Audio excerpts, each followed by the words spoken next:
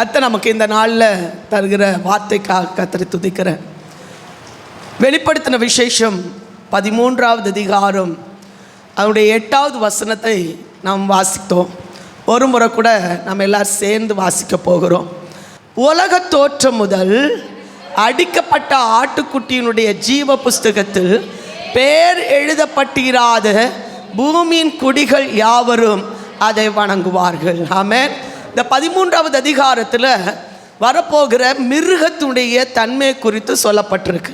வரப்போகிற உபத்திரவ காலங்களில் வரப்போகிற மிருகம் எப்படி இருக்கும், எப்படி ஆட்சி செய்யும், அந்த வலு சர்ப்பத்தினுடைய தன்மை என்ன, அந்த வலு சர்ப்பம் என்ன செய்யும், ஆமென், பெருமையானவைகளை பேசும். இந்த கடைசி நாட்களில் கிறிஸ்துவனுடைய ஸ்தானத்தை தனக்கு எடுத்துக்கொள்ள அது எவ்வளோ மேன்மையாக கொண்டு வரப்படும் என்பதை குறித்து இந்த 13வது அதிகாரத்தில் சொல்லப்பட்டிருக்கிறது. அதில் கீழே நீங்கள் அந்த வசனத்தை வாசிக்கும்போது, ஆமென், உலக தோற்றத்து முன், ஆமென். பொதுவாக நீங்கள் இதை கவனிக்கணும். இந்த வசனம் கடந்த நாட்களில், ஆமென், அதை ரொம்ப ஆழமாக சிந்திப்பதற்கு கர்த்தருடைய கண்களை கர்த்தர் திறந்தார். ஆமென். எத்தனையோ முறை படித்திருக்கிறேன், எத்தனையோ முறை தியானிச்சிருக்கிறோம்.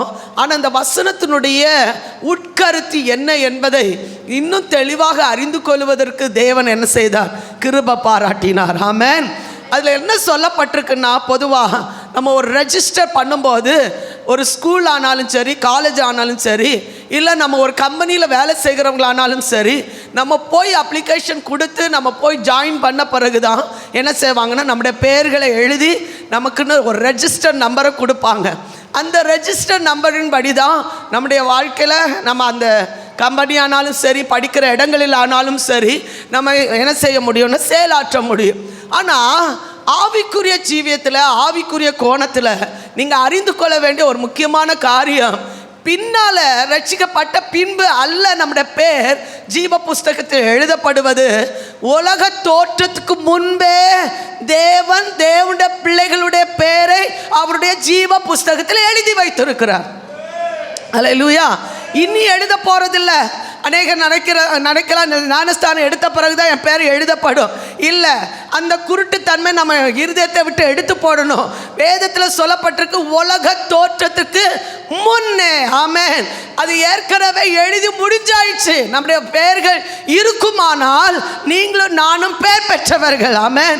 நீங்களும் நானும் பாக்கியம் பெற்றவர்கள். அதனால தான் அதில் சொல்லப்பட்டிருக்கு உலக தோற்றத்துக்கு ஆட்டுக்குட்டியானவருடைய ஜீவ புஸ்தகத்தில் பெயர் எழுதப்பட்டவர்கள் அப்படின்னு சொல்லப்பட்டிருக்கு. ஆமென்.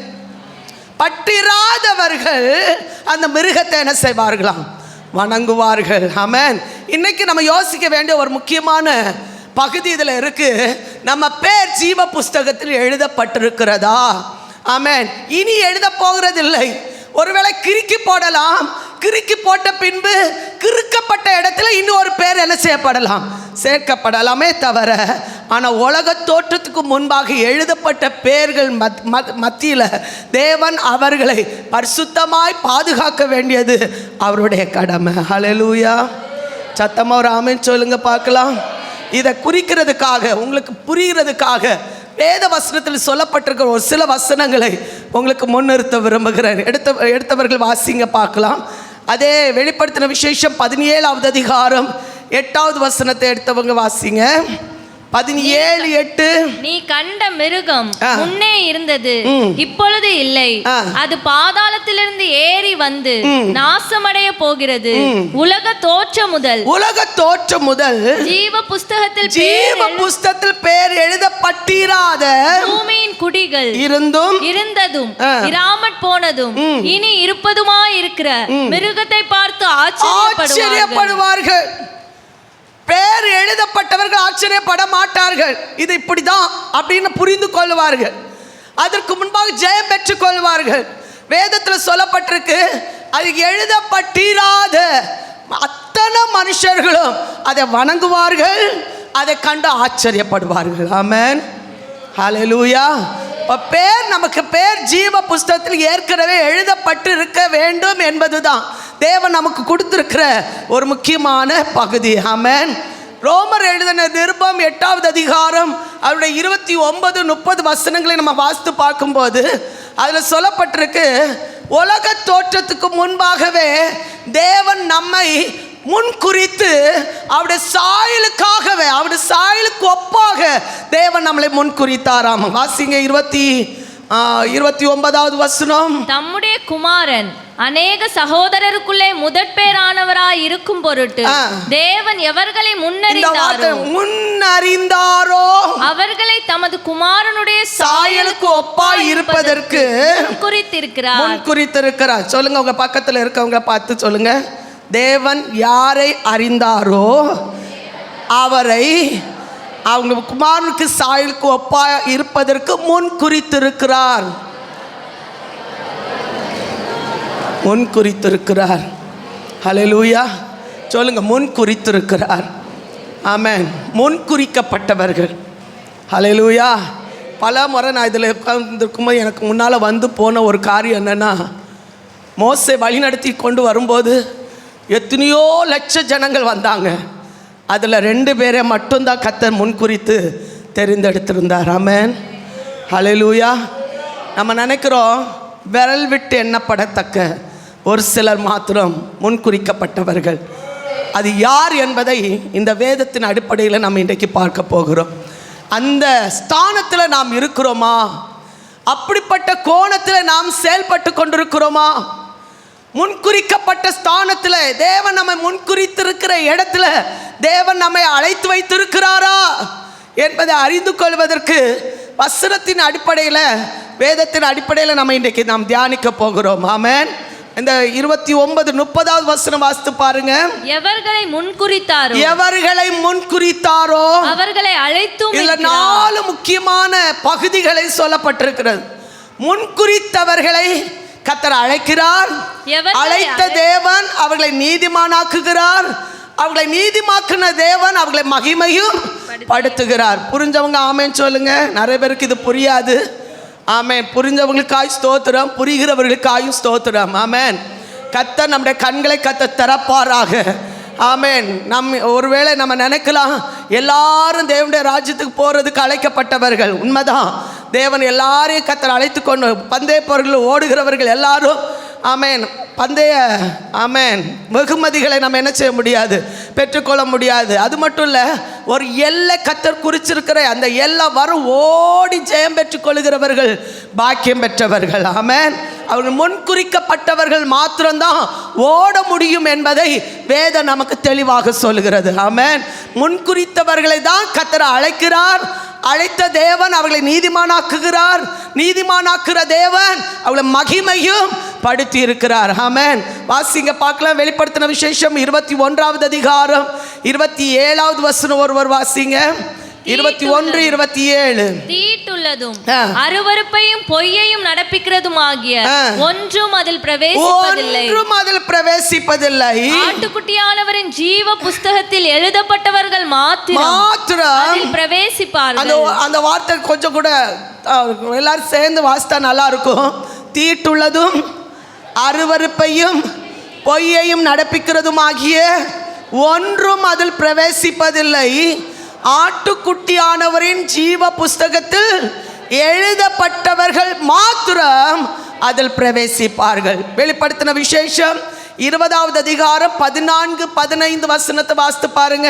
வெளிப்படுத்தின விசேஷம் 20வது அதிகாரம் 14-15 வசனங்கள். அப்பொழுது மரணமும் பாதாளமும் அக்கினி கடலிலே தள்ளப்பட்டன. இது 2ஆம் மரணம். ஜீவ புஸ்தகத்தில் எழுதப்பட்டவனாக, கவனமா கவனிங்க, ஜீவ புஸ்தகத்தில் எழுதப்பட்டவனாக காணப்படாத எவனோ அவன் அக்கினி கடலிலே தள்ளப்பட்டான். ஹல்லேலூயா. அவன் எங்க தள்ளப்பட்டான்? அக்கினி கடல்ல. இன்னைக்கு அதுக்காக வாஞ்சிக்கிற பிள்ளைகளுக்காக கர்த்தர் துதிக்கிறேன். கர்த்தர் வசனத்துக்கு நடுங்கிறவனை நான் நோக்கி பார்ப்பேன்னு சொல்கிறேன்.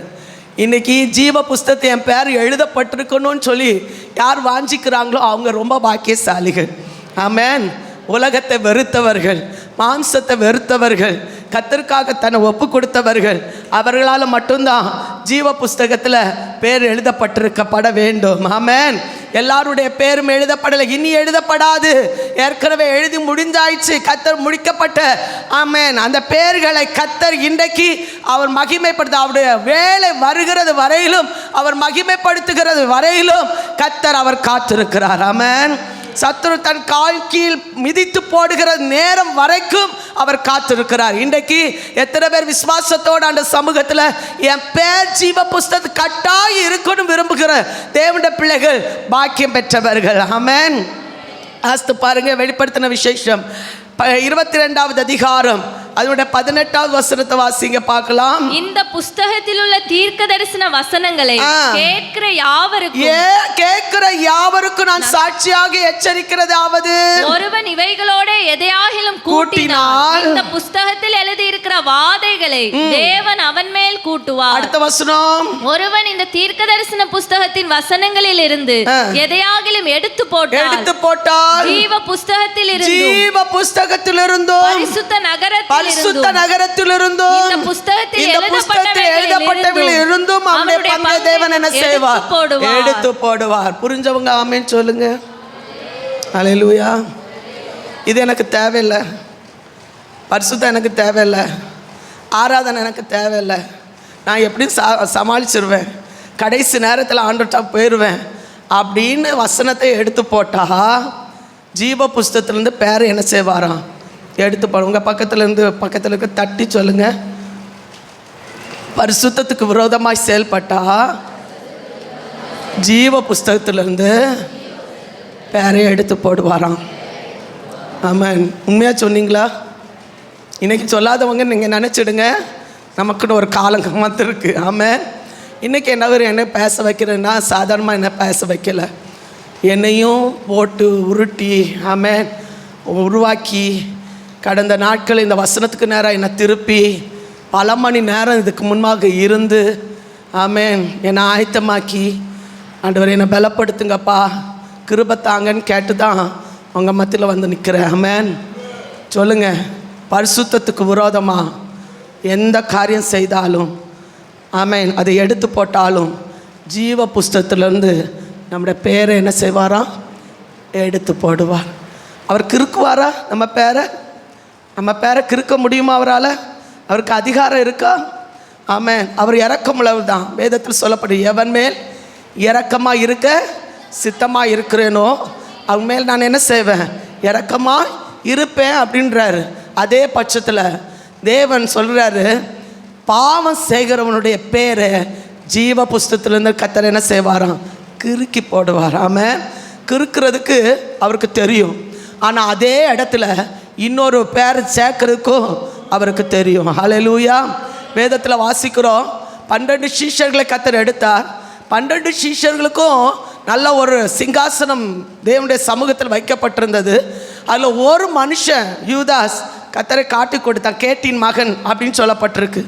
அவன் காட்டி கொடுத்ததுக்கு அந்த ஸ்தானத்தில் அவனுடைய பேர் கிறுக்கப்பட்டது, இன்னொரு பேர் சேர்க்கப்பட்டது. ஆமென். ஆமென். அவரால் செய்ய முடியும். தேவன் நம்முடைய பேரை எழுதியிருக்கிறது வரையிலும், அது காணப்படுகிறது வரையிலும் நீங்களும் நானும் பாக்கியம் பெற்றவங்க. நல்ல கையில் தட்டி ஆமேன் சொல்லுங்க பார்க்கலாம். நம்புகிறவர்கள், ஆமென், விசுவாசிக்கிறவர்கள், இதை ஏற்றுக்கொள்கிறவர்கள் நல்ல உற்சாகமாக கையில் தட்டி ஆமேன் சொல்லி கர்த்தரை துதிங்க பார்க்கலாம். நல்ல பலத்தோடு சொல்லுங்க. அவரால் கூடாது ஒன்றும் இல்லை. என் பேர் கிறுக்கு போடக்கூடாதுன்னு சொல்லுங்க. என் பேர் ஜீவ புஸ்தகத்தில் எழுதப்பட்டிருக்கணும்னு சொல்லுங்க. என் பேர் ஏற்கனவே இருக்கணும். அப்பதான் நான் பரிசுத்தமாக முடியும், நீதிமானாக முடியும், மகிமைப்பட முடியும். இன்னைக்கு வரையில் ஆண்டவரோடு சமூகத்தில் ஆமென் ஐக்கியமா முடியாமல் இருக்கிறதுக்கு காரணம் சத்துரு நம்மளை வஞ்சித்து ஏமாற்றி வைத்திருக்கிற எல்லா விதமான ஆயுதங்களும் இயேசுவின் நாமத்தில் இப்பொழுது முறியடிக்கப்படுவதாக. நல்ல கையில தட்டி ஆமென் சொல்லுவோமா? கர்த்தருடைய வார்த்தை ஜீவனுள்ள வார்த்தை. அந்த ஜீவனுள்ள வார்த்தையை ஏற்றுக்கொள்ளுகிறவர்கள், ஆமென், மனம் திரும்புகிறவர்கள், தேவனுடைய ராஜ்யத்துக்கு சொந்தக்காரர்களாக மாறுகிறவர்கள், அவர்கள் பாக்கியசாலிகள். எல்லாம் சேர்ந்து ஆமென் சொல்லலாமா? ஆண்டவரே, என் பேர் ஜீவ புஸ்தகத்தில் இல்லாமல் இருந்துடக்கூடாது. கூடாது. அவங்களுடைய நிலைமை பரிதாபம். ஆமென். உலகத்துடைய ஆசீர்வாதத்துக்காக மாத்திரம், இம்மைக்காக மாத்திரம் கர்த்தரை தேடுகிறவர்களாக இருந்தால் நிச்சயமா எல்லா மனுஷரை காட்டிலும் பரிதபிக்கப்பட்டவர்களாக இருப்போம் என்று வேதம் சொல்லுகிறது. நல்ல கையில தட்டி ஆமென் சொல்லி கர்த்தரை துதிக்கலாமே. ஆமென். ஹல்லேலூயா. சத்தமா ஹல்லேலூயா. கிறிஸ்து நமக்கு முன்னே உலக தோற்றத்துக்கு முன்பாகவே குறிக்கப்பட்டிருந்தார். ஆமென். கிறிஸ்து உடையவர்கள் தான் இந்த ஜீவ புஸ்தகத்தில் பேர் எழுதப்பட்டவர்கள். முதல் பேர் கிறிஸ்துடைய பேர்.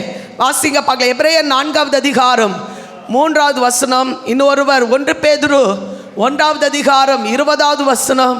விசுவாசித்தவர்களாகிய நாமோ அந்த இளைப்பாறுதலில் பிரவேசிக்கிறோம்.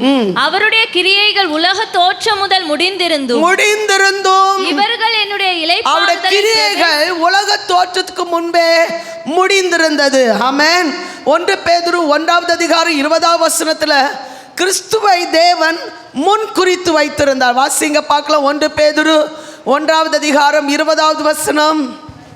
அவர் உலக தோற்றத்திற்கு முன்னே குறிக்கப்பட்டவராயிருந்து தமது மூலமாய் தேவன் மேல் விசுவாசமாய் இருக்கிற உங்களுக்காக இந்த கடைசி காலங்களில் வெளிப்பட்டார். எவ்வளவு தெளிவா சொல்லப்பட்டு பாருங்க. ஒரு முறை கூட வாசிங்க.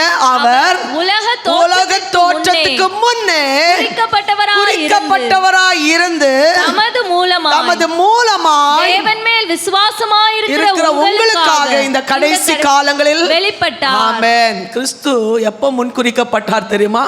உலக தோற்றத்துக்கு முன். ஹல்லேலூயா. கிறிஸ்து உடையவர்கள் எப்போ குறிக்கப்பட்டாங்க தெரியுமா?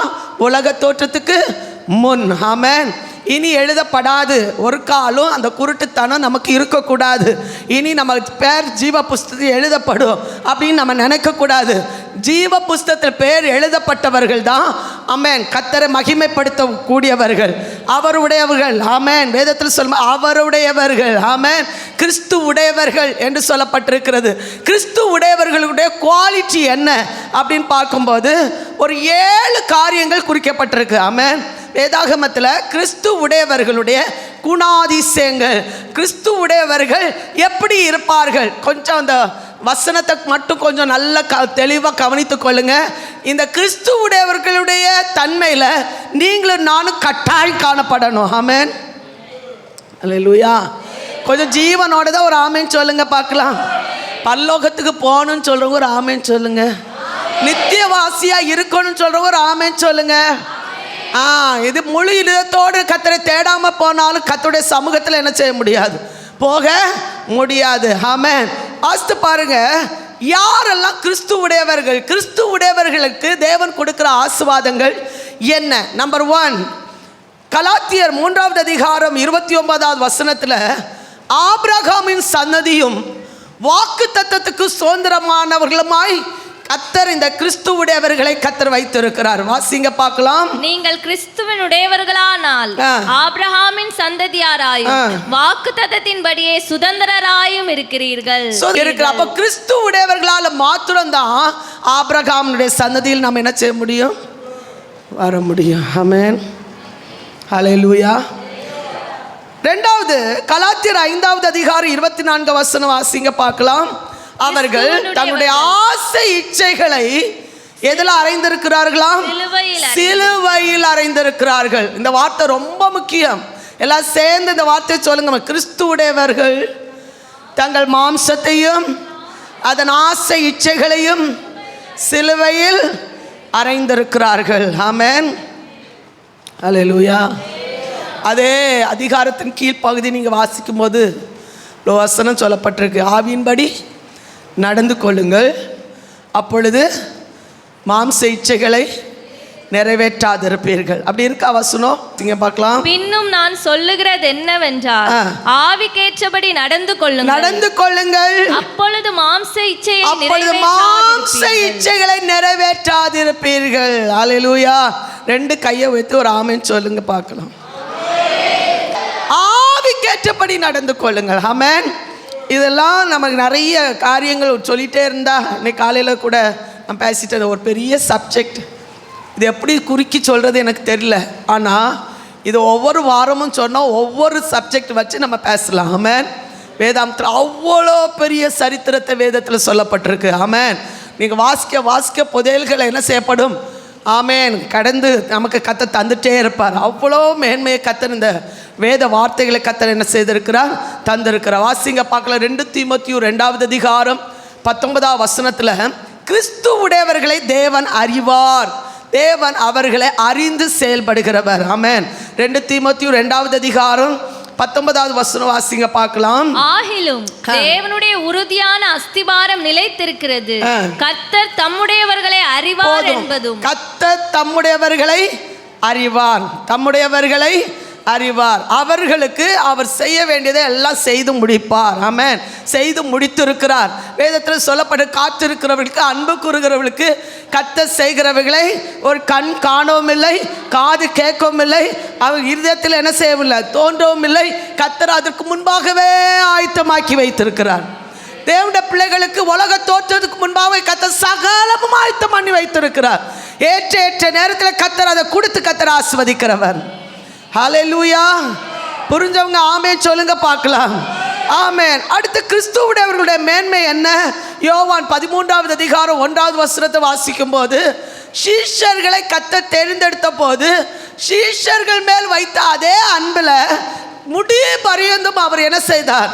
அன்பில் கர்த்தர் என்ன செய்தாராம்? நிலைத்திருந்தார். வாசிங்க யோவான் 13வது அதிகாரம் 1வது வசனம். பஸ்கா பண்டிகைக்கு முன்னே இயேசு இவ்வுலகத்தை விட்டு பிதாவினிடத்திற்கு போகும்படியான தம்முடைய வேலை வந்ததென்று அறிந்து தாம் இவ்வுலகத்தில் இருக்கிற தம்முடையவர்களிடத்தில் அன்பு வைத்தபடியே முடிவு பரியந்தமும் அவர்களிடத்தில் அன்பு வைத்தபடியே முடிவு பரியந்தமும் அவரிடத்தில் அன்பு வைத்தார். ஆமென். ஹல்லேலூயா. இருக்கீங்களா எல்லாரும்? திருமண நாளில் பயங்கரமாக சிரிப்பென்ன, அன்பென்ன, ஆமென், பயங்கரமான கொண்டாட்டம் என்ன. அதே அன்பு 1 வருஷம் தாண்டி இருந்துச்சுன்னா பாக்கியம் பெற்றவர்கள். ஹல்லேலூயா. 10 வருஷம் தாண்டி இருந்துட்டுனாலும் பாக்கியம் பெற்றவர்கள். ஹல்லேலூயா. மரண பரியந்தம் இருந்துட்டாலும் பாக்கியம் பெற்றவர்கள். ஏதாவது புரிஞ்சுதா? ஆமென். ஹல்லேலூயா. முடிவு பரியந்தமும் ஒரே அன்பு, கடைசி பரியந்தமும் ஒரே நிலை. ஆமென். அன்பு வைத்தபடியே முடிவு பரியந்தமும் தேவன் என்ன செய்தாராம்? அன்பு வைத்தார். ஆமென். திருமண நாளில் வைத்த அதே அன்பு கடைசி வரை வைக்கிறாங்கன்னா அவங்க தான் அன்புள்ளவங்க, ஏமாற்றாதவர்கள். ஆமென். இனம் பிரியாதவர்கள், மற்றவர்களிடத்தில் போய் ஆமென் தன்னை விட்டு கொடுக்காதவர்கள். ஆமென். அந்த அன்பை கடைசி வரை பாதுகாத்துக்கொள்ள கர்த்தர் நமக்கு பலன் தருவாராக. நல்ல கையில் தட்டி ஆமென் சொல்லுங்க பார்க்கலாம். கிறிஸ்துவிடத்தில் அன்பு வைக்கிறவர்கள், கிறிஸ்து நம்மிடத்தில் கடைசி பரியந்த ஒரே அன்பை செலுத்தும் போது, கடைசி பரியந்த முடிவு பரியந்த அதே அன்பில் நிலைத்திருக்கும் போது, நீங்களும் நானும் அதே அன்பில் நிலைத்திருக்கும்படியான, அவரை விட்டு கொடுக்காம, அவரை தூஷிக்காம, அவருக்கு விரோதமாய் செயல்படாம, அவரை வேதனைப்படுத்துகிற அளவுக்கு இல்லாம, சஞ்சலப்படுத்துறதுக்கு இல்லாம, கர்த்தர் கடைசி பரியந்தம் அந்த அன்பில் நிலைத்திருக்கிறவர்களா காணப்பட கர்த்தர் நம்ம ஒவ்வொருவரையும் பலப்படுத்த வேண்டும் என்று விரும்புகிற பிள்ளைகள் எல்லாரும் கையில தட்டி ஆமென் சொல்லுங்க பார்க்கலாம். கிறிஸ்து உடையவர்கள் தம்முடையவர்கள் இடத்துல அன்பு வைத்தபடியே முடிவு பரியந்தமும் கடைசி பரியந்தமும் அந்த அன்பில் நிலைத்திருக்க கர்த்தர் நமக்கு பலன் தருவாராக. ஆமென். ஹல்லேலூயா. ஆமென். ஏசாயா 49வது அதிகாரம் 13வது வசனத்தில் சொல்லப்பட்டிருக்கு, கிறிஸ்து உடையவர்கள் மேல தேவன் இரக்கமாய் இருக்கிற தேவனாய் இருக்கிறார். ஆமென்.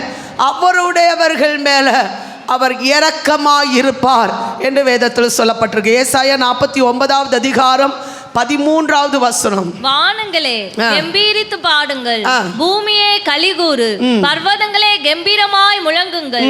கர்த்தர் தம்முடைய ஜனத்துக்கு ஆறுதல் செய்வார், சிறுமைப்பட்டிருக்கிற தம்முடையவர்கள் மேல் இரக்கமாய் இருப்பார். சீயோனோ கர்த்தர் என்னை கைவிட்டார், ஆண்டவர் என்னை மறந்தார் என்று சொல்லுகிறார். போதும் போதும். கர்த்தர் தம்முடையவர்களிடத்தில் எப்படி இருக்கிறாரா? இரக்கமாய் இருக்கிறார். ஆமென். தம்முடையவர்களை அறிகிறார், தம்முடையவர்களை ஆறுதல் படுத்துகிறார். தம்முடையவர்களை கர்த்தர் என்ன செய்தார்? இரக்கமாக இருக்கிறார். தம்முடையவர்களுக்கு இடத்துல கடைசி பரியந்தம். ஆமென்.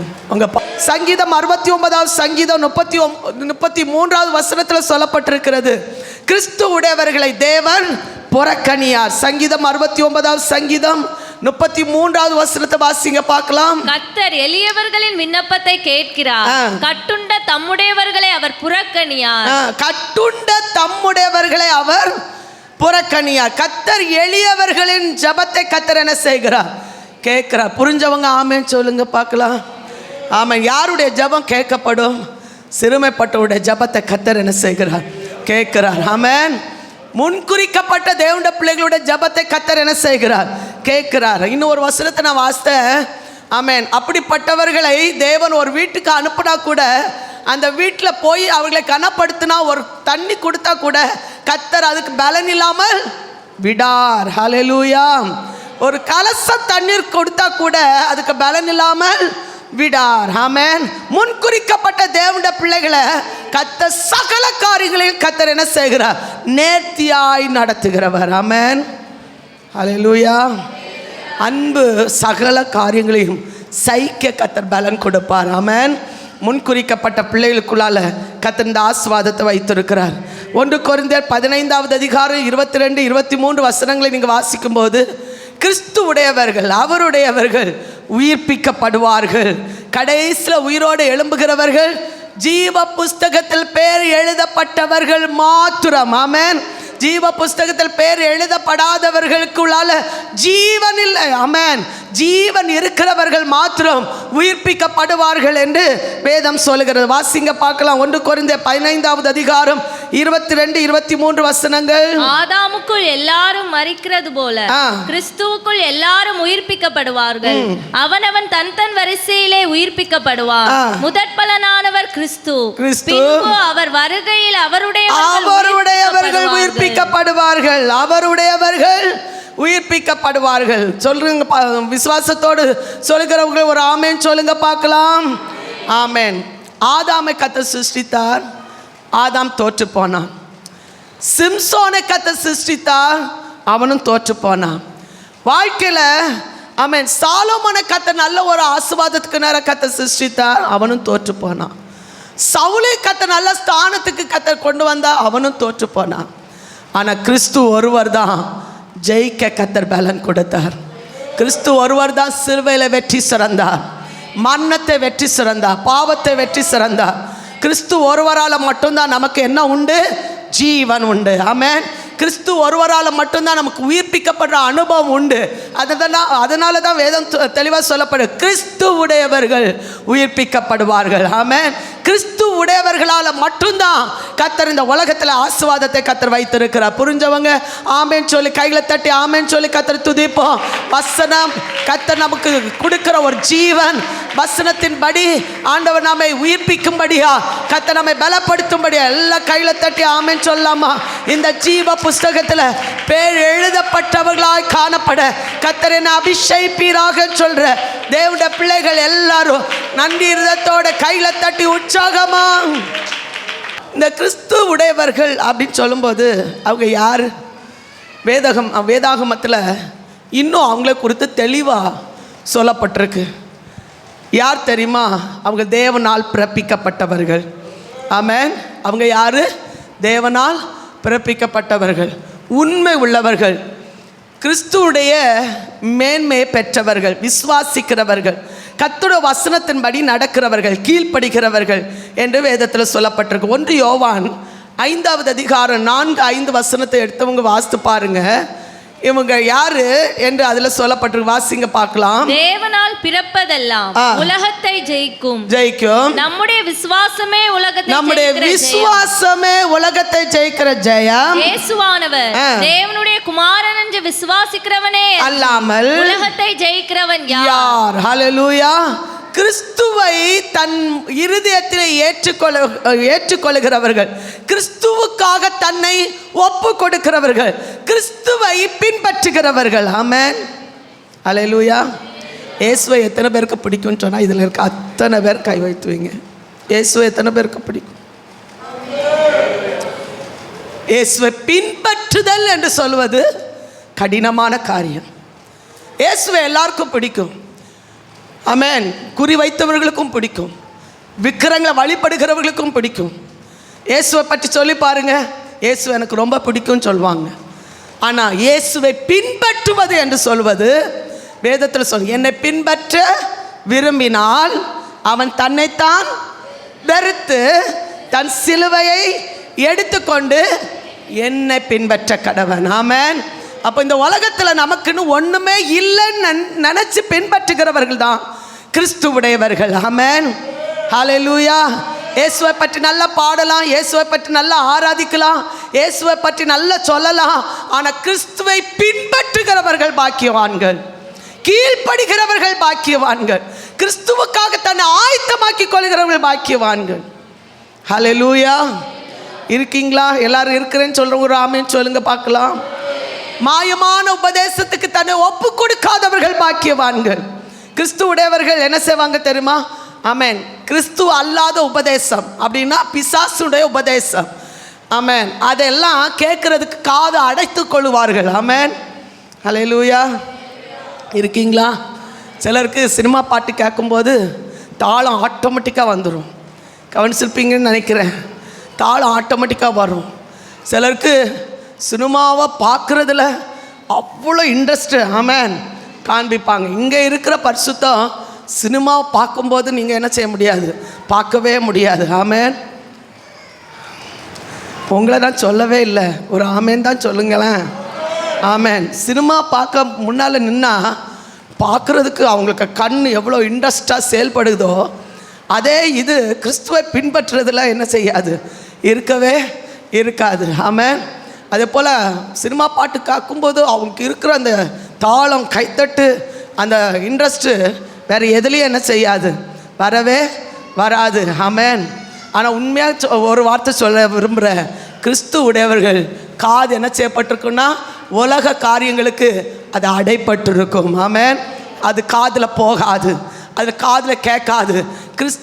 கிறிஸ்துவுடைய காரியங்கள் மாத்திரம் ஏற்றுக்கொள்ளக்கூடிய ஒரு தன்மையை காதில் கத்தர் வைத்திருக்கிறார், பார்வையில் கத்தர் வைத்திருக்கிறார். விசுவாசிக்கிற மாத்திரம் கைகளை தட்டி ஆமென் சொல்லுங்க பார்க்கலாம். கிறிஸ்து உடையவர்களுக்குள்ளால அந்த அபிஷேகத்தை கத்தர் வைத்திருக்கிறார். கிறிஸ்து உடையவர்கள் மத்தியில் கத்தர் அந்த கட்டுப்பாட்டை கத்தர் வைத்திருக்கிறார். கிறிஸ்து உடையவர்கள் மத்தியில் அந்த மேன்மை கத்தர் வைத்திருக்கிறார். விசுவாசிக்கிறவங்க நல்ல ஆவில நிரம்பி கையில் தட்டி சத்துருவுடைய ஆதிக்கம், உலகத்தை ஜெயிக்கிற ஒரு ஜெயம், கிறிஸ்துவை குறித்தான வார்த்தையை நாம் விசுவாசிக்கிற தேவனுடைய பிள்ளைகளுக்குள்ளால ஒரு ஜெயம் உண்டாகட்டும்.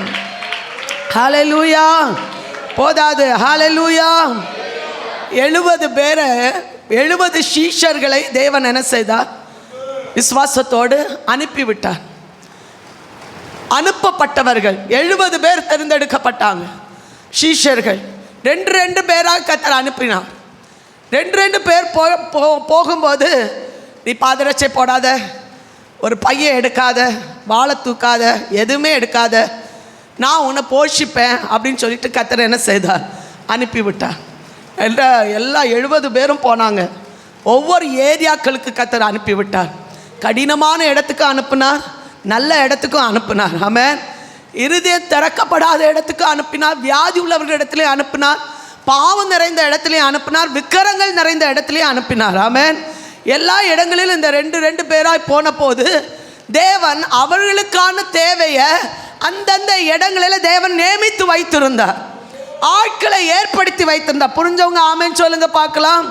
2 பேர் போக போக 2 பேராக போகும்போது வேதத்தில் சொல்லப்பட்டிருக்கு, அவங்க வியாதியஸ்தருக்காக ஜெபித்த போது வியாதிகள் என்ன செய்தது? சொஸ்தமானது. பிசாசை விரட்டினோட பிசாசு என்ன செய்தது? போனது. ஆமென். அவர்கள் எந்தெந்த காரியங்களுக்காக தேவ சமூகத்தில் மண்டிட்டார்களோ அந்த காரியங்களுக்கு கர்த்தர் ஜெயத்தை கொடுத்தார். அவங்க திரும்பி வரும்போது எப்படி வந்து சொன்னாங்க தெரியுமா? பிசாசு ஓடினது, கீழ்ப்படிந்தது, வியாதி மாறினது, நோய் மாறினது, கர்த்தர் எங்களுக்கு ஒரு ஜெயம் தந்தார் என்று சொல்லி விசுவாசத்தோடு ஓடி வந்தாங்க. ஆமென். ஓடி வந்த அந்த சிஷ்யர்களை பார்த்து இயேசு ஒரு வார்த்தை சொன்னார், சந்தோஷம்தான், ஆனால் வியாதி போனதுக்காகவும் பிசாசு போனதுக்காகவும் சந்தோஷப்படாதீங்க. பரலோகத்தில் உங்கள் ஜீவ புஸ்தகத்தில் உங்கள் பேர் எழுதப்பட்டிருக்காக சந்தோஷப்படுங்க. ஹல்லேலூயா. அப்போ யாருடைய பேர் ஜீவ புஸ்தகத்தில் எழுதப்பட்டிருக்கும்? ஆமென். நம்ம ஜெபம் கேட்கப்பட்டிருக்குமானால் அவங்களுடைய பேர் ஜீவ புஸ்தகத்தில் எழுதப்பட்டிருக்கும். ஹல்லேலூயா. அந்த வசனத்தை எடுத்தவங்க வாசிங்க பாருங்க. லூக்கா எழுதின சுவிசேஷம் 10வது அதிகாரம் அதோடைய 17 உள்ள வசனத்தை நம்ம வாசிக்கும்போது அதில் கீழ்ப்பகுதியை வாசிங்க பார்க்கலாம். ஆவிகள் உங்களுக்கு கீழ்ப்படுகிறதற்காக நீங்கள் சந்தோஷப்படாமல் உங்கள் நாமங்கள் பரலோகத்தில் எழுதியிருக்கிறதற்காக சந்தோஷப்படுங்கள். உங்கள் நாமங்கள் பரலோகத்தில் எழுதியிருக்கிறதுக்காக சந்தோஷப்படுங்க. ஆமென். நம்ம ஜெபம் பண்ணும்போது என்ன செய்யணும்? வியாதி மாறணும்னு சொல்லுவோம். ஆமென் சொல்லுங்க. மூப்பர்கள்ட்ட நீங்கள் போங்க, எண்ணெய் பூசி ஜெபம் பண்ணுங்க. விசுவாசம் உள்ள ஜெபம் பிணியாளியை ரட்சிக்கும். ஆமென். கொல்லுகிறவளும் உயிர்ப்பிக்கிறவரும் அவர் சர்வ வல்லமுள்ள தேவன். ஆமென். அவருக்கு முன்பாக நடுங்கிற பிள்ளைகளை கத்த நோக்கி பார்ப்பார். ஹல்லேலூயா. எல்லாம் ஜீவனோட ஆமென் சொல்லுவோமா? ஹல்லேலூயா. எப்படியாவது ஒரு வார்த்தையாவது உள்ளத்தில் போகாதா? எப்படியாவது ஒரு வார்த்தை உள்ளே போயிடுச்சுன்னா நம்ம ஜெயம் பெற்றவர்கள். நான் ஆண்டவர்கிட்ட ஜெபம் வந்தது இப்படி தான் ஜெபம் வந்தேன். ஆண்டவரே, சபையினுடைய இருதயத்தை லீதியானுடைய இருதயத்தை திறந்தது போல திறந்தரலும் அப்பா. சபை உயிர்ப்பிக்கப்படும், சபை பலன் அடையும், சபை ஜெபிக்க ஆரம்பிக்கும், சபை ஆவில நிரம்ப ஆரம்பிக்கும், ஜபத்தில் தரித்திருக்கும். நல்ல கையில தட்டி அந்த அபிஷேகத்தை எத்தனை பேர் பெற்றுக்கொள்ள போறீங்க? ஆண்டவரே, என்னுடைய இருதயம் திறக்கப்படட்டும், என் பேர் ஜீவ புஸ்தகத்தில் எழுதப்பட்டிருக்க வேண்டும் என்பதில் உறுதியா நான் தரித்திருக்க எனக்கு பலம் தாங்கன்னு சொல்ற பிள்ளைகள் எல்லாம் கையில தட்டி ஆமென் கேளுங்க பார்க்கலாம். நம்முடைய இருதயத்தில் இருக்கிற கடினங்கள் மாறட்டும், வேதனைகள் மாறட்டும், திறக்க முடியாது இருக்கிற அனுபவங்கள் மாறட்டும். ஆமென். தேவனால் அடைக்கப்பட்டிருக்குமானால் அது திறக்க எந்த மனுஷனால் முடியாது. ஆனால் தேவன் நமக்கு திறப்பார் என்றால் அது ஜீவனுள்ளதாய் மாறும். நல்ல ஆவில நிரம்பி கையில தட்டி ஆமென் சொல்லுங்க பார்க்கலாம். ஆமென். கிறிஸ்துவுடையவர்கள் ஜெபிக்கும் போது விடுதலை உண்டாகும். கிறிஸ்துவுடையவர்கள் பிசாசுக்கு ஆமென் ஆணையிடும் போது, அதிகாரத்தோடு சொல்லும் போது அது ஓடி போகும். ஆமென். பிசாசுக்கு எதிர்த்து நில்லுங்கள், அப்பொழுது அவன் உங்களை விட்டு ஓடி போவான். ஆமென். அந்த அபிஷேகத்தை தேவன் நமக்கு தந்து பலப்படுத்துவாராக. ஆமென். பிரதான ஆசாரியான ஸ்கேவான்னு சொல்ற ஒரு மனுஷன் இருந்தா. அவருக்கு 7 குமாரர்கள். அந்த 7 குமாரர்கள் இந்த பவுல் இயேசு நாமத்தினால பிசாசுகளை துரத்தினோடனே இவங்களுக்கு ஒரு ஆசை வந்துச்சு. என்ன ஆசை? நாங்களும் பிசாசுகளை என்ன செய்வோம்? துரத்துவோம். ஆமென். ஆண்டோடைய நாமம் தரிக்கப்படாமல் ஒரு மனுஷன் போய் பிசாசை துரத்துனான்னா பிசாசு அவனை என்ன செய்யும்? துரத்தும். ஆமென். ஹல்லேலூயா. அழைக்கப்படாமல் முன்குறிக்கப்படாமல் ஒருவர் மேலே கை வச்சுட்டா பிசாசு அவங்கள என்ன செய்யும்?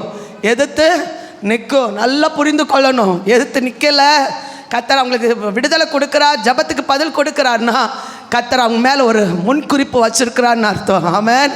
அது ஒரு அடையாளம், அது ஒரு அடையாளம். போன வாரத்தில் நம்ம தியானித்தோம். கர்த்தர் நம்மை அவர்கள் கண்களுக்கு முன்பாக அடையாளமாக கர்த்தர் என்ன செய்கிறார்? வைத்திருக்கிறார். புரிஞ்சவங்க ஆமென் சொல்லுங்க பார்க்கலாம். ஆமென். இந்த பிசாசு பிடிச்சவங்க மேலே இந்த 7 குமாரர்கள் போய் நாங்கள் பிசாசை என்ன செய்ய போகிறோம்? துரத்தப்போ பவுல் சொல்கிற இயேசுவி நாமத்தினால போ அப்படின்னு சொல்லிட்டு அவன் என்ன செய்தான்? கட்டளையிட்டான். பிசாசு என்ன சொல்லிச்சு தெரியுமா? பவுலையும் அறிவேன், இயேசுவையும் அறிவேன், நீங்க. அல்லேலூயா. பிசாசுக்கு நல்லா தெரியும் நம்ம யார் என்பது. ஆமென். வாசிக்கிறீங்களா? அப்போஸ்தலர் 19வது அதிகாரம் 15-16 வசனத்தை எடுத்தவங்க வாசித்து பாருங்க. பொல்லாத ஆவி அவர்களை நோக்கி, இயேசுவை அறிவேன், பவுலையும் அறிவேன், நீங்கள் யார் என்று சொல்லி பொல்லாத ஆவியுடைய மனுஷன் அவர்கள் மேல் பாய்ந்து பலாத்காரம் பண்ணி அவர்களை மேற்கொள்ள அவர்கள் நிர்வாணிகளும் காயப்பட்டவர்களுமாகி அந்த வீட்டை விட்டு ஓடி அவமானப்பட்டார்கள். ஆமென். வெட்கக்கேடா மாறினார்கள். இந்த நாளில் சில காரியங்களை உங்களுக்கு முன் நிறுத்த விரும்புகிறேன். தேவன் நம்மிடத்தில் எதை எதிர்பார்க்கிறார் தெரியுமா? எல்லாரும் இருக்கீங்களா? இருக்கிறவங்க எல்லாம் ஒரு ஆமென் சொல்லுங்க பார்க்கலாம். ஒரு கூட்டம் பரியாசம் பண்ணிட்டு இருக்குது, இருக்கட்டும். ஒரு கூட்டம் மந்த ஆவியில் இருக்குது, இருக்கட்டும். ஆனால் முன்குறிக்கப்பட்டவங்க ஒரு நாள் மந்த ஆவியில் இருக்க மாட்டாங்க. அவங்க ஆவிக்குள்ளால தான் இருப்பாங்க, சொல்கிறத புரிஞ்சு எடுப்பாங்க. ஆமென். ஹல்லேலூயா. புரிஞ்சவங்க ஆமென் சொல்லுங்க பார்க்கலாம். உபாகமம் 28:1 ஒரு வார்த்தை சொல்லப்பட்டிருக்கு, கர்த்தருடைய கற்பனைகளையும் கட்டளைகளையும் நீ கவனமாய் கேட்டு அதன்படி நீ நடப்பாயானால் பின்னால் சொல்லப்பட்டிருக்க ஆசீர்வாதத்தை எல்லாம் நான் உனக்கு தருவேன் என்று கர்த்தர் சொல்லுகிறார். அதில் கற்பனை என்ன சொல்லுது, கட்டளை என்ன சொல்லுது, நமக்கு என்ன சொல்லப்பட்டிருக்குன்னா, முழு இருதயத்தோடும் முழு ஆத்மாவோடும் கர்த்தரை தேடுகிறவர்கள் பாக்கியவான்கள். இன்னைக்கு ஆராதனைக்கு முழுசாக கொடுத்தவங்க ரொம்ப பாக்கியசாலிகள். அது எல்லாராலும் கொடுக்க முடியாது, முன் குறிக்கப்பட்டவர்களால் மட்டும்தான் கொடுக்க முடியும். புரிஞ்சவங்களுக்காக ஸ்தோத்திரம். முழு இருதயத்தோடு, இது நிறைய பேருக்கு புரியாது. ஆமென். ஹல்லேலூயா. முழுசா கொடுக்கிறவங்க, முழுசா கை தட்டுறவங்க, முழுசா பாடுறவங்க, முழுசா ஆராதிக்கிறவங்க. ஆமென். எல்லாராலும் சொல்லுவாங்க, பிறர் முகம் பாராம கர்த்தர் மகிமைப்படுத்துகிறவங்க, அவங்களை கர்த்தர் என்ன செய்கிறார்னா முன் குறித்து வைத்திருக்கிறார், ஜீவ புஸ்தக பேர் எழுதி வச்சிருக்கிறார். நித்தமும் கர்த்தரை தேடுகிறவர்கள், நித்தமும் கர்த்தருக்கு முதலிடம் கொடுக்கிறவர்கள், எந்த சாக்கு போக்கு சொல்லாம கர்த்தருக்கு முதலிடம் கொடுக்கிற தேவனுடைய பிள்ளைகள் மாத்திரம்தான் முன் குறிக்கப்பட்டவர்கள். புரிஞ்சவங்க மட்டும் ஆமென் சொல்லுங்க பார்க்கலாம். முன் குறிக்கப்பட்டவர்களால் மட்டும்தான் கர்த்தருக்கு முதலிடம் கொடுக்க முடியும், அவரை விசுவாசிக்க முடியும், அவர் மேல் நடக்க முடியும், கர்த்தருடைய கற்பனையின்படி நடக்க முடியும். ஆமென். கர்த்தருடைய வார்த்தை என்ன சொல்கிறதோ அதன்படி ஜீவிக்க முடியும். இன்னைக்கும் பரிசுத்த அலங்காரத்தோடு கர்த்தரை தொழுது கொள்ள முடியும். ஆமென். ஹல்லேலூயா. கர்த்தரை உங்களுக்கு கொடுக்கறது ஒரு வெண்வஸ்திரம் தான். எதத்தில் நீங்கள் வாஸ்து பாருங்கள், வெளிப்படுத்தின விசேஷம் 3வது அதிகாரம் நினைக்கிறேன், அதில் 2வது வசனமா உங்களுக்கு வெண்வஸ்திரம் 3:5 வாசிங்க. 3:5 வாசிங்க. ஜெயம் கொள்ளுகிறவன் எவனோ அவனுக்கு வெண்வஸ்திரம் தரிப்பிக்கப்படும், ஜீவ புஸ்தகத்திலிருந்து அவனுடைய நாமத்தை. ஜெயம் பெற்றவர்களுக்கு கர்த்தர் என்ன வஸ்திரம் கொடுப்பாராம்? வெண்வஸ்திரம். 2வது என்ன சொல்லப்பட்டிருக்கு? ஜீவ புஸ்தகத்தில் அவனுடைய நாமத்தை நான் கிறுக்கி போடாமல் என் பிதா முன்பாகவும் தூதர் முன்பாக அவன் நாமத்தை நான் என்ன செய்வேன்? அறிக்கையிடுவேன். ஹல்லேலூயா. இருக்கிறவங்க ஆமென் சொல்லுங்க. ஹல்லேலூயா. கடந்த நாளில் இப்படி ஒரு போதருக்கு கேட்ட கேள்வி என்ன சிந்திக்க வச்சது. எல்லாரும் இருக்கீங்களா? இந்த காணிக்க பெட்டியில் காணிக்க போடுறவங்க இது நல்லா தெளிவாக நீங்கள் கேட்பீங்க. இதுவரை நீங்கள் கேட்டிங்களோ இல்லையோ, ஆனால் இது நீங்கள் உங்களுக்கு காதில் ரொம்ப தெளிவாக கேட்கும். நல்லா தெளிவாக கேட்டுடுங்க, சரியா? காணிக்க பெட்டியில் காணிக்க போடும்போது யாரோ ஒருவரிடத்தில் மனஸ்தாபம் இருந்தால் காணிக்கையை இங்கே வந்து போடக்கூடாதுன்னு வேதத்தில் என்ன செய்யப்பட்டிருக்கு, சொல்லப்பட்டிருக்கு. என்ன சொல்லப்பட்டிருக்கு அப்படின்னா, நீ காணிக்க போட வரும்போது யாரோ ஒருவரிடத்தில் உனக்கு மனஸ்தாபம் இருந்துச்சுன்னா காணிக்கையை நீ அதே இடத்துல வச்சுட்டு கொண்டு போகக்கூடாது. காணிக்கை எங்கே வைக்கணும்? எங்கே வைக்கணும்? எங்கே நமக்கு மனஸ்தாபம் வருதோ அங்கே வச்சுட்டு அந்த மனுஷ இடத்துல போய் ஒப்புரவாகிட்டு, அப்படின்னா சாரி கேட்டுட்டு மன்னிச்சுட்டு திரும்ப வந்து அந்த காணிக்கையை என்ன செய்யணுமா? எங்கே போடணும்? எங்கே போடணும்? பக்கத்தில் இருக்கவங்க எல்லோரும் தெளிவாக இருக்காங்க பாருங்கள். எங்கே போடணும்? காணிக்க பெட்டியில் போடணும். காணிக்க பெட்டியில் போடணும். அதே போல் வேதத்தில் சொல்லப்பட்டிருக்கு, தசம பாகங்களையும் கொண்டு போடணும், இல்லையா? எனக்கு இதுவரை சபையில் நான் இதுவரை அறிய கைவிட்டு எண்ணுகிற ஒரு சிலர் மட்டும் கொடுக்குற தசம பாகத்தை வச்சு கர்த்தர் எங்களை நடத்துகிறார். ஆமாம், உண்மையாக சொல்லப்போனால். ஆனால் நீங்கள் கொடுத்தாலும் கொடுக்காட்டாலும் கர்த்தர் எங்களை போஷிப்பார், கர்த்தர் எங்களை போஷிப்பார். ஆனால் உண்மை உள்ளவன் எவனோ பரிபூர்ண ஆசீர்வாதத்தை பெற்றுக்கொள்வான். இந்த கேள்வி என்ன சிந்திக்க வச்சு, எந்த போதர்களும் ஒருவர் மேலே மனஸ்தாபம் இருந்தால் காணிக்க பெட்டியில் கொண்டு காணிக்க போடாதீங்கன்னு சொல்கிறதுக்கு மனசு வரல அப்படின்னு ஒரு கேள்வி கேட்டாங்க. இன்றைக்கி தைரியமாக நான் சொல்கிறேன், நீங்கள் காணிக்க போட்டாலும் போடாமல் போனாலும் கர்த்தர் எங்களை இதுவரையும் போஷித்திருக்கிறார், இனிமேலும் போஷிப்பார். ஹல்லேலூயா. அவருடைய அழைப்பு இது, அவருடைய சித்தத்தின்படி கர்த்தர் இந்த ஊழியத்தை தந்திருக்கிறார். அல்ல ஒரு கைவிட்டேர்ல எல்லாரும் நினைப்பாங்க, நிறைய பேர் எல்லாரும் கொடுக்குறாங்க. இல்லை, விரல் விட்டு எண்ணக்கூடிய ஒரு சிலருடைய உண்மையான உத்தரவாதத்தோடு கொடுக்கக்கூடிய காணிக்கையை வைத்து தான் கர்த்தர் எங்களை போஷித்து நடத்துகிறார். ஹல்லேலூயா. அப்போ அப்படிப்பட்டவர்கள் யார் தெரியுமா? ஜீவ புஸ்தகத்தில் பேர் எழுதப்பட்டவர்களாக இருந்தால் மட்டும்தான் கொஞ்சமாவது ஒரு மனசாட்சி என்ன செய்யும் இருக்கும். நம்ம கர்த்தருக்காக இதை செய்திருக்கிறோமா? கர்த்தருக்காக இது உண்மையாக இருக்கிறோமா? கர்த்தர் தந்த வருமானத்தில் உண்மையாக இருக்கிறோமா? இதிலே நம்ம உண்மையாக செயல்படுறோமா? கர்த்தர் தந்திருக்கிற நாட்களில் உண்மையாக இருக்கிறோமா? நேரங்களில் உண்மையாக இருக்கிறோமா? ஜபத்தில் உண்மையாக இருக்கிறோமா? ஆராதனையில் உண்மையாக இருக்கிறோமா என்பதை அறிந்து கொள்ள கர்த்தர் நமக்கு பலன் தருவாராக. ஜீவ புஸ்தகத்தில் பேர் எழுதப்பட்டவர்கள் மாத்திரம்தான் அதில் உண்மையாய் செயல்படும். நல்ல கையை தட்டி ஆமென் சொல்லுங்கப்பா. ஜெயம் கொள்ளுகிறவர்களால் மட்டும்தான் இதை ஜெயிக்க முடியுமே தவிர மற்றவர்களால் இதை ஜெயிக்க முடியாது. மற்றவர்களால் இதை புரிந்து கொள்ள முடியாது. மற்றவர்களால் இது நிதானிக்க முடியாது. தேவனுடைய பிள்ளைகளை புரிந்து கொள்ள முடியாது. சபையை புரிந்து கொள்ள முடியாது. நல்ல ஜீவன் இருக்கிறவங்க நல்ல கையை தட்டி சொல்லுங்க. நமக்குள்ள ஒரு மனஸ்தாபம் வரட்டும், நமக்குள்ள ஒரு மனம் திரும்புதல் வரட்டும். யாருக்கு தெரியும், ஒருவேளை தேவன் நம்ம மேல் இறங்கி ஒருவேளை மனஸ்தாபப்பட அவர் போதுமான தேவனா இருக்க. நல்ல ஜீவன் இருக்கிறவங்க கையை தட்டி சொல்லலாம். எந்த சாக்கு போக்கு சொல்லாம விசுவாசத்தோடு செயல்படுகிற தேவனுடைய பிள்ளைகளை கொண்டு அற்புதங்களை செய்ய அவர் போதுமானவர். ஹல்லேலூயா. சத்தமா ஆமென் சொல்ல முடியுமா? ஹல்லேலூயா. இவர்களை குறித்து வேதத்தை என்ன சொல்லப்பட்டிருக்குன்னா, முத்திரையிடப்பட்டவர்கள். ஆமென். முத்திரையிடப்பட்டவர்களை எந்த சத்துரு என்ன செய்ய முடியாது, தொடவே முடியாது. ஒரே ஒரு வசனம், டைம் போனது, நான் ஒரே ஒரு வசனத்தை சொல்ல விரும்புகிறேன். எடுத்து வாசிங்க பார்க்கலாம். ஆமென். மத்தேயு எழுதின சுவிசேஷம் 25வது அதிகாரம் அதில் சொல்லப்பட்டிருக்கு, வெள்ளாடு செம்மறியாடு என்று ரெண்டாக பிரிக்கப்படுகிறது. செம்மறியாட்டு கூட்டத்தில் இருக்கிறவர்கள் தான் ஜீவ புஸ்தகத்தில் பேர் எழுதப்பட்டவர்கள். ஹல்லேலூயா. மத்தேயு 25:31 வசனத்திலிருந்து வாசித்து பாருங்க. அதில் முக்கியமான வார்த்தை மாத்திரம், ஜீவனுக்குள் பிரவேசிக்க கர்த்தர் செம்மறியாட்டு தோலை, அவன் செம்மறியாட்டு மட்டும் கர்த்தர் பிரித்து எடுத்து கர்த்தர் என்ன செய்கிறார்னா அவருடைய மகிமையில கர்த்தர் சேர்த்து கொண்டான். ஆமென்.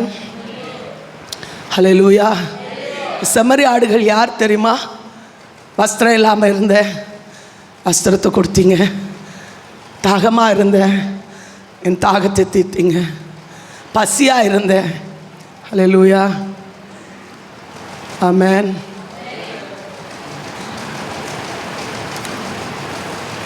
நம்முடைய சொந்த காரியத்தை மாத்திரம், குடும்பத்தை மாத்திரம் பார்க்குறவர்களை குறித்து வேதம் என்ன சொல்லுதுன்னா,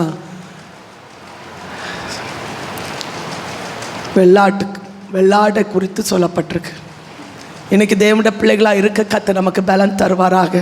என்னெல்லாமோ கர்த்தர் எனக்கு முன்பாக கொண்டு வந்து நிறுத்துகிற, ஆனாலும் சொல்ல விரும்புகிற ஒரே ஒரு காரியம், ஆமென், ஏழைகளை கனம் பண்ண விரும்புகிறவர்கள், ஆமென், ஆதரவற்றவர்களை கனம் பண்ண விரும்புகிறவர்களை கர்த்தர் இந்த ஜீவ புஸ்தகத்தில் எழுதப்பட்டவர்களை கொண்டு கர்த்தர் அவர்களை ஆதரிக்கிறார் என்பதை நாம் இதன் மூலம் அறிந்து கொள்ள முடியும். ஆமென். எப்போ வஸ்திரம் இல்லாமல் பார்த்தோம், எப்போ பசியாக பார்த்தோம், என்னைக்கு பசியாக நம்ம இருக்கும்போது கொஞ்சம் ஆகாரத்தை கொடுத்து நம்மளை பசியாக ஆட்டினாங்களோ அவங்க தான் ஜீவ புஸ்தகத்தில் பேர் எழுதப்பட்டவர்கள். ஹல்லேலூயா. அவங்களை கொண்டு கர்த்தர் நம்மளை போஷிக்கிறார். அவங்களை கொண்டு கர்த்தர் நம்மை பலப்படுத்துகிறார். விசுவாசிக்கிற ஆமென் சொல்லுங்க பார்க்கலாம். சத்தமாக சொல்லுவோமா? ஹல்லேலூயா. வேதத்தில் சொல்ல, ஜெயம் கொள்ளுகிறவன் சகலவற்றையும் என்ன செய்வான், சுதந்திரம். அது ஒரு பெரிய சப்ஜெக்ட் பின்னால் இருக்குது. ஜெயம் கொள்ளுகிறவன் சகலவற்றையும் அவன் என்ன செய்வான். வெளிப்படுத்தின விசேஷத்தில் 7 சபைகளை தேவன் தெரிந்தெடுத்து அந்த 7 சபைகளிலும் ஜெயம் கொள்ள கர்த்தர் அவங்களுக்கு பலன் கொடுத்து அந்த ஜெயிக்கிறவர்களுக்கு 7 விதமான ஆசீர்வாதத்தை பரலோகத்தில் தேவன் வைத்திருக்கிறார். ஆமென்.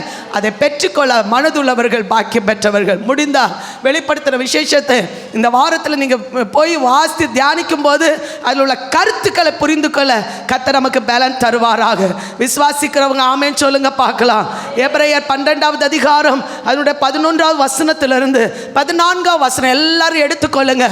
யார் ஜெயிக்க முடியும், எவரால் ஜெயிக்க முடியும்? எவரால் கர்த்தருடைய நாமத்தை உயர்த்த முடியும்? அந்த ஜீவ புஸ்தகத்தில் பேர் எழுதப்படுவதற்கு நாமும் ஒரு காரணமா கர்த்தர் ஒரு பாக்கியத்தை பெற்று கடைசி நேரத்திலேயாவது பெற்றுக்கொள்ள யாருக்காவது ஒருவருக்கு கிடைக்க வாய்ப்பு இருக்குது. அவர்களை கர்த்தர் பலப்படுத்தும்படியா அவன் ஜீவ புஸ்தகத்தில் பேர் எழுதப்பட்டவர்களும் தங்களை பாதுகாத்துக் கொள்வதற்கு நாம் என்ன செய்யப்பட வேண்டும் என்பதை இந்த பகுதியில் சொல்லப்பட்ட எல்லாரும் எடுத்துக்கொள்வோமா? எபிரேயர் 12வது அதிகாரம் 11வது வசனத்திலிருந்து எல்லாம் சேர்ந்து வாசிக்க போகிறோம். ஆமென். எந்த சிட்சையும் எல்லாம் சேர்ந்து சொல்லுவோமா? எந்த சிட்சையும் கேட்கல. எந்த சிட்சையும் எல்லாரும் வாசிக்கணும். எந்த சிட்சையும் தற்காலத்தில் சந்தோஷமாய் காணாமல் துக்கமாய் காணும் ஆகிலும் பிற்காலத்தில் அதில் பழகினவர்களுக்கு நீதியாகிய சமாதான பலனை தரும். ஆகையினால் இந்த வார்த்தை சொல்லுங்க, நெகிழ்ந்த கைகளையும் தளர்ந்த முழங்கால்களையும் நீங்கள் திரும்ப நிமிர்த்தி முடமாய் இருக்கிறதுக்கு பிசகி போகாமல் சொஸ்தமாகும்படிக்கு உங்கள் பாதங்களுக்கு வழிகளை செவ்வைப்படுத்துங்கள். யாவரோடும் சமாதானமாய் இருக்கவும் பரிசுத்தமுள்ளவர்களாய் இருக்கவும் நாடுங்கள். பரிசுத்தம் இல்லாமல் ஒருவனும் கர்த்தரை தரிசிப்பதில்லையே. ஆமென். பக்கத்தில் இருக்கவங்க தட்டி சொல்லுங்க, பரிசுத்தம் இல்லாமல் ஒருவனும் கர்த்தரை தரிசிப்பதில்லையே. வலிச்சாலும் பரவாயில்ல, ஒரு தட்டு கொடுத்து சொல்லுங்க, உணர்வடையும்படி சொல்லுங்க, ஒருவனும் தரிசிப்பதில்லையே. ஆமென். சொல்லிட்டியலா? ஆமென். பின்னிட்டு பார்த்துடாதீங்க, பக்கத்தில் இருக்கவங்கள பார்த்துடாதீங்க. பாவம். ஆமென். பெரிய பாவம் செய்கிறோம். தட்டிடாதீங்க. பக்கத்தில் இருக்கிறவங்களாம் அசுத்தம் உள்ளவங்க நினச்சிடாதீங்க. ஆமென். ஹல்லேலூயா. ஆமென். ஒருவனும் கர்த்தரை தரிசிக்க முடியாது. பரிசுத்தம் இல்லாமல், பரிசுத்தம் உண்டானா கையை பலப்படுத்துங்க, முழங்கால பலப்படுத்துங்க, யாவரோடு சமாதானமாக இருங்க. எப்போதும் கர்த்தரோடு நடந்து கொள்ள கர்த்தர் நமக்கு பலன் தருவாராக. ஜீவ புஸ்தகத்தில் பேர் எழுதப்படாதவனாக காணப்பட்டவன் எவனோ அவன் அக்கினி கடல்லே தள்ளப்பட்டான். ஹல்லேலூயா. இன்னைக்கு காலையில் நான் ஒரு வசனம் வாசித்தேன். 2:1 வாசிங்க. ம் ம் ம் ம்